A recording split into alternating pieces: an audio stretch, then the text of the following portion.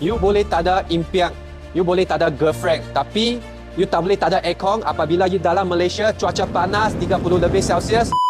Kebanyakan aircon tak sejuk sebab apa? Ada bocor. Bocor dekat mana? Bocor dekat cooling coil ataupun dia punya hose ada O-ring, dia boleh bocor sana. Ataupun compressor pun ada leaking. So mari kita tengok apa barang itu. Ini dua barang saya nak tunjuk ni. Ini aircon condenser, dia dekat radiator sana. Ini dia punya dryer. Lagi satu, ini cooling coil. Yang kalau cooling coil ni you nak tukar, dia ada dalam dashboard.